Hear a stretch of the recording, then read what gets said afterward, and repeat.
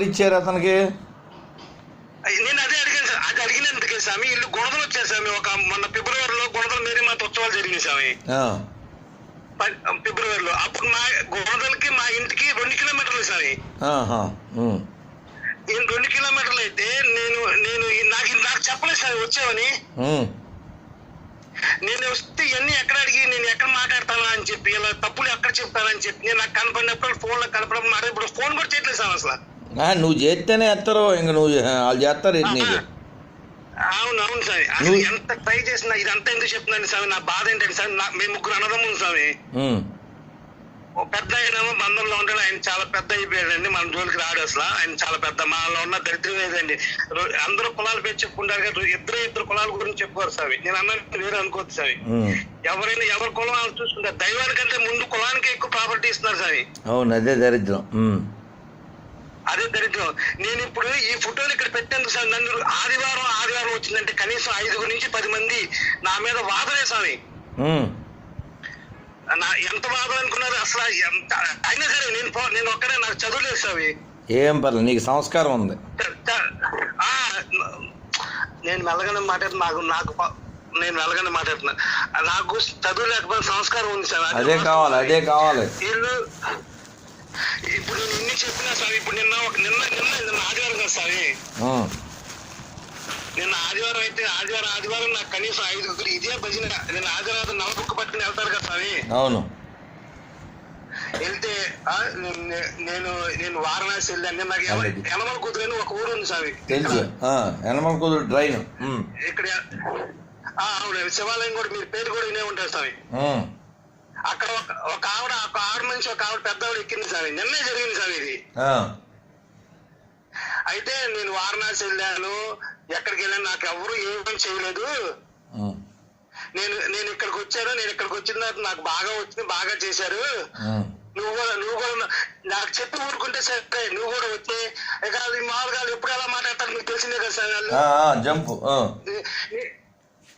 నీకు దేవుడు కనపడ్డా అని అడిగారు స్వామి నిన్న. వాళ్ళు 5 కలిపి వెళ్తారు స్వామి. 1-2 కాదు, 5-6 కలిపి ఫ్యామిలీ మొత్తం వెళ్తారు కదా. 5-6 ఎక్కి వాదన స్వామి. అంత వాదన కాదు స్వామి. అయినా సరే నేను ఒక్కనే, వాళ్ళంతటా వాళ్ళు వెళ్ళిపోవాల్సిందే. కానీ నేను మటుకు ఎక్కి పరిస్థితిలో తగ్గను. వాళ్ళ వరకు వాళ్ళు ఉంటే సరే.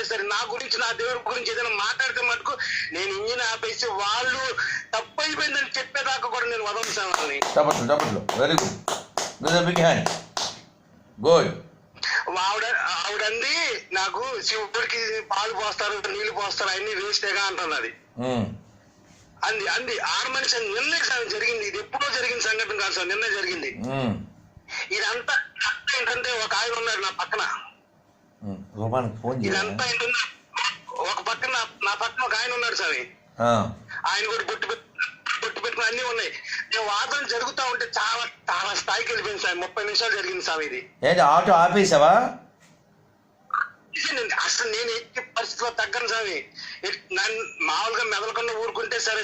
ఎప్పుడైనా సరే నా దైవం గురించి ఒక చిన్న మాట అంటే మటుకు వాడు తప్పు అయిపోయిందని చెప్పదు. వాడు అటే మనిషి ఎవడైనా సరే, ఎమ్మెల్యే అయినా సరే, ఎవరైనా సరే, నా దైవం గురించి ఏదైనా చిన్న మాట మాట్లాడే మటుకు ఆయన వదిలిపెట్టే పరిస్థితి లేదు. ఆడు తప్పేందని ఒప్పుకోవాలి, లేకపోతే తప్పు జరిగిందని ఒప్పుకోవాలి స్వామి.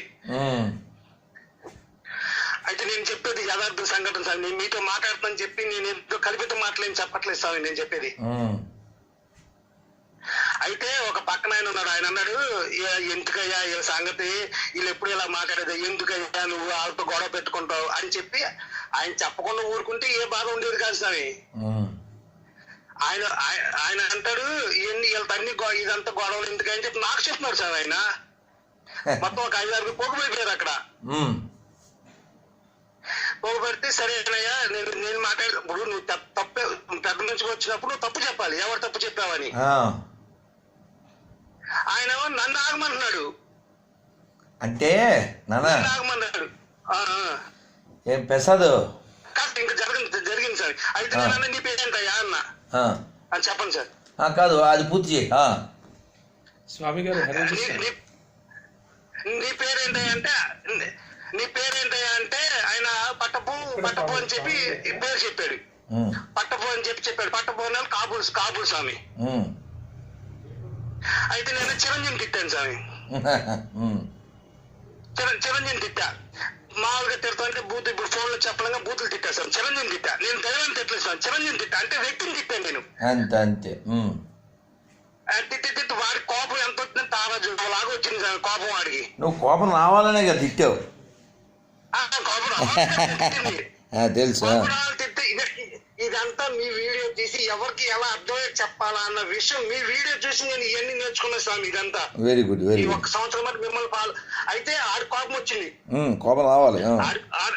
కోపం రావాలి తిట్టింది. అప్పటికి అర్థమైంది సార్ ఆయనకి. అది కావాలి మనకి, అదే కావాలి ప్రసాద్. నేను చెప్పిన ఇప్పుడు నా బాధ కూడా అదే. దెబ్బ తగిలితే గానీ నొప్పి విలువ తెలియదు. అప్పుడు వాళ్ళు వెళ్ళిపోయారు సార్. 6-7 మనుషులు వెళ్ళిపోయారు. ఇక ఈయనతో లింకించుకున్నా ఆయన అయిపోయింది. అది ఎపిసోడ్ 1, ఇది ఎపిసోడ్ 2 సార్. ఇది అక్కడే జరిగింది.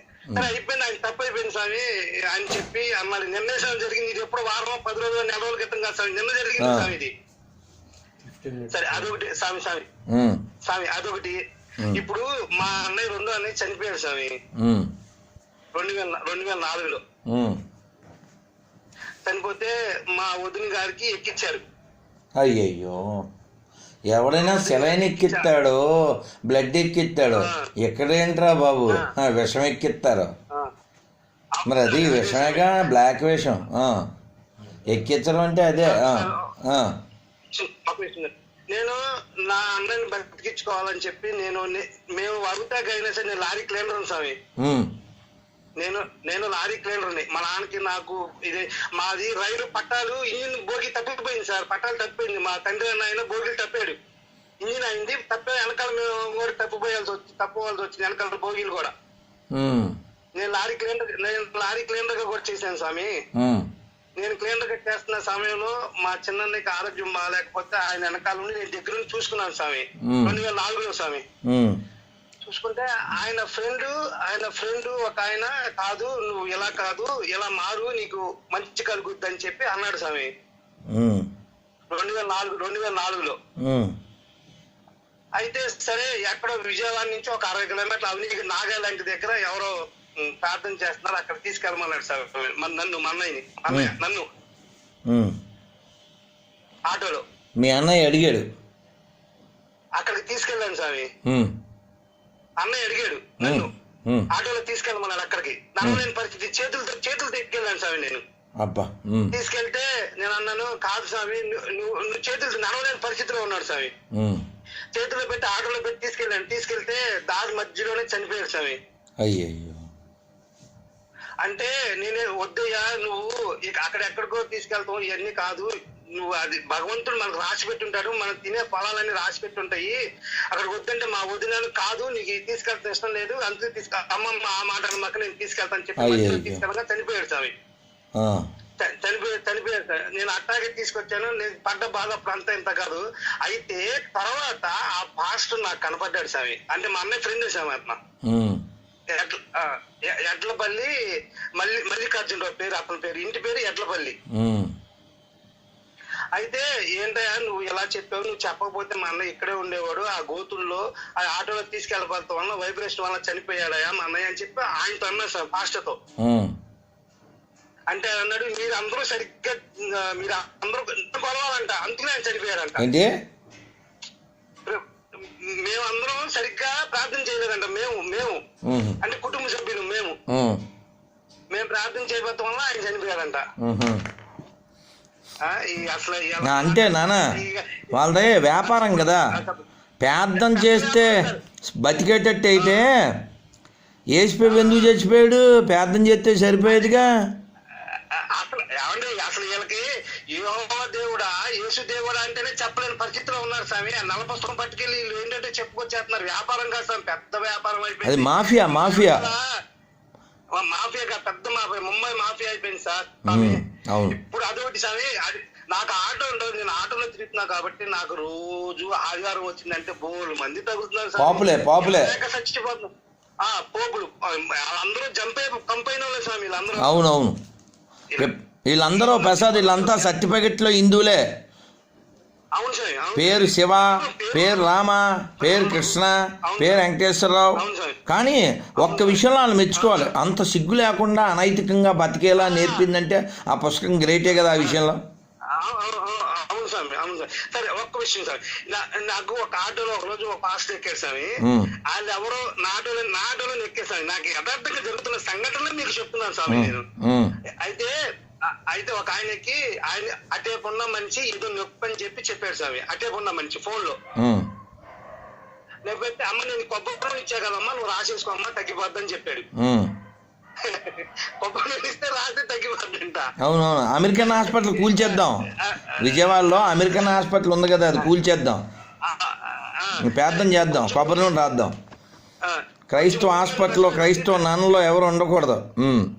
అవును, కొంచెం ముందుకెళ్ళిన తర్వాత లబ్బిపేట శ్రీనివాస మెడికల్ అని ఒక మెడికల్ షాప్ ఉంది స్వామి. అక్కడికి వెళ్ళంగానే ఒకసారి ఆపయ్యా అన్నాడు స్వామి నన్ను పాస్టర్. ఆటోలో ఉన్న ఆయన ఆటో ఆపి అయ్యా కొంచెం జింటాక్ బెల్ తీసుకురా, నేను ఆటో దిగలేను, కొంచెం జింటాక్ బెల్ తీసుకురా అన్నాడు నన్ను. ఓహో, దొరికేలా నాకు నువ్వు ఎక్కడికి వెళ్తావు, నువ్వు దొరికేలా నాకు నువ్వు అని చెప్పి ఎవరికండి అన్న.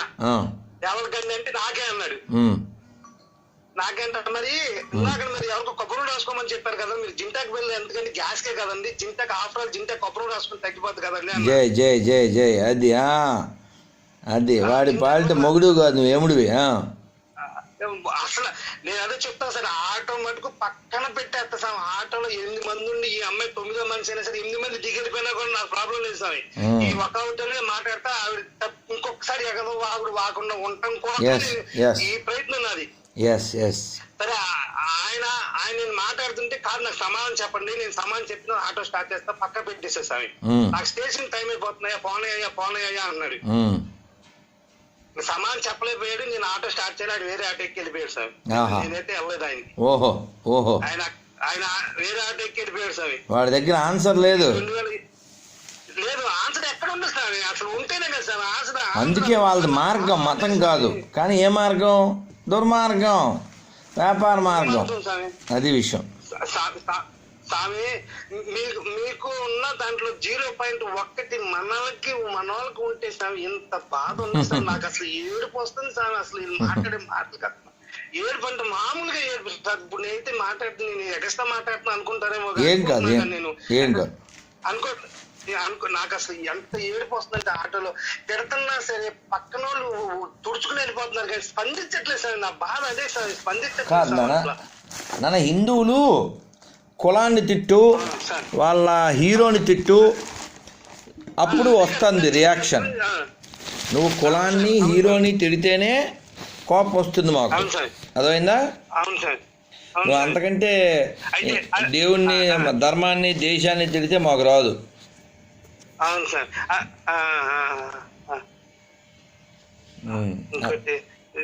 ఇంకా చాలా ఉన్నాయి స్వామి చెప్పాలంటే. బాధ ఇంత ఎన్నాళ్ళు బట్టి మీ వీడియో సంవత్సరం బట్టి చూస్తున్నా. నాకు ఈ స్మార్ట్ ఫోన్ లేదు సార్, మొన్న ఈ మధ్య తీసుకున్నాను సార్. దీన్ని వీడియో కాల్ చాటింగ్ కూడా నాకు చేత కాదు సార్. అసలు ఇంట్లో మా ఆవిడని పొద్దు నుంచి మీరు పని మీద ఉంటారు, చెయ్యాలా వద్దా స్వామి ఎంత ఇబ్బంది పడుతున్నారని చెప్పి నిన్న సాయంత్రం నుంచి నాకు అసలు నిద్ర పట్టి వచ్చాను. పొద్దున్నే 3ంటికి నేను బయటికి వెళ్తాను స్వామి. వెళ్ళి ఇందాక వచ్చాను స్వామి. నేను పొద్దున్నే మీకు చెప్పారు కదా సార్, 2 అక్షతలు తీసుకున్న హరా హరా హరా హరా అనుకోమని. నా పిల్లలకి భగవద్గీత నేను చదివే స్తోమత నాకు లేదు సార్. భగవద్గీత నా దగ్గర ఉంది. నేను అదొకటి స్వామి నేను పొద్దున్నే 3ంటికి నేను బయటికి వెళ్తాను స్వామి, కిరాయికి వెళ్తాను 3ంటికి, తెల్లవారుజాము 3ంటికి. అప్పుడు నేను భగవద్గీత పెట్టుకుని ఈ కొన్నాళ్ళు అయింది స్వామి. కొన్ని పెట్టుకుంటే ఈ భగవద్గీత పెట్టుకుంటే వీళ్ళు అంటున్నారు స్వామి రోడ్డు మీద, అదే తప్పలేదు అదే చనిపోయినప్పుడు పెడతారు కదా, ఇప్పుడు పెడుతున్నావేంటే ఆటోలో పొద్దున పూట ఎవరే దుర్మార్గులారా, అలా అనుకునే మీరు ఇలా సచ్చారా సన్నాసులారా, అది కాదురా, అది కృష్ణతత్వం తెలుసుకోండి రా నాయన, మీరు చదవకపోయినా వినండి నాయన అని చెప్పాను స్వామి నేను ఒక 5 సార్లు. Bhagavad Gita not for dead bodies, Bhagavad Gita శవాల కోసం కాదు సార్. మనసులో అలా ఉండిపోయింది స్వామి, నేను చెప్పేది మనసులో అలా ఉండిపోయి తెలుసుకోలేక, ధర్మం గురించి తెలుసుకోలేక. అది ఇంకా ఎన్నో ఉన్నాయి స్వామి చెప్పాలంటే. మీకు ఏమన్నా సమయం ఉందంటే ఏదైనా చెప్పగలుగుతాను స్వామి. ఏం పర్వాలేదు నాన్న, ఏం పర్వాలేదు. నేను ఎప్పుడు వస్తాను విజయవాడ. అసలు స్వామి మీరు తాడేపల్లి వెళ్తా అన్నారు కదా స్వామి. 5వ తారీఖు ఒకసారి మీ స్టేషన్ కి వచ్చినప్పుడు నేను మీ స్టేషన్ దగ్గరికి వచ్చి మీ ఆశీర్వాదం తీసుకుంటాను స్వామి. నేను అలాగే అలాగే నేను చెప్తాను, ఆ రైలు టైమింగ్ని బట్టి నీకు చెప్తాను కొద్దిగానే నానా, తప్పనిసరిగా. చాలా సంతోషం. మీ పిల్లల పేర్లేంటి? అర్షనందన వెంకట సంతోష్ సార్. బాగుంది. ఇంకోడు? శశివర్ధన్. బాగుంది నానా. ఈ క్రైస్తవం ఇస్లాం అనేవి కుక్కమూతి పిందులు, ఈ పుట్టేయి పోతాయి కూడా. దాని గురించి మనం ఏం వర్రీ కాకూడదు. మనం చేయాల్సింది ఏంటి? హిందువులను ఎలా ఎడ్యుకేట్ చేయాలి అంతే. ఎక్కడ సార్ నన్నే తిడుతున్నారు స్వామి. మీ దగ్గరికి అయితే మీ దగ్గర మాటలు రావు స్వామి. నేను సామాన్యుని కాబట్టి నన్నే తిడుతున్నారు స్వామి. వాళ్ళకి చెప్పకపోకపోను నన్నే తిడుతున్నారు స్వామి. ఇదంతా ఎందుకయ్యా, ఇదంతా ఎందుకు అంటలేదు, సోది అంటున్నారు స్వామి. ఇదంతా ఎందుకు కాదు, సోది అంటున్నారు. మన వేదవలో అవును, మన సంగతి నేను చెప్పేది మన సెక్యులర్ కుక్కలో. అవును స్వామి, అవును స్వామి. ఏం పర్వాలేదు నానా. మన దేశానికి క్రైస్తవం ఇస్లాం కంటే ప్రమాదం ఈ సెక్యులర్ కుక్కలే. అవును స్వామి, అవును. మీరు చాలా వీడియోలో చెప్పారు సార్ అదే మాట. నాన్న ఏం పర్వాలేదు. నీలాంటి వాళ్ళు ఇంకా మంచి వాళ్ళు బోలు మంది ఉన్నారు. మన ధర్మాన్ని దేశాన్ని కాపాడుకోవాలి. నువ్వు ఎవడు పాపి కనపడినా కొన్ని క్వశ్చన్లు అడగాల్సినవి ఏంటంటే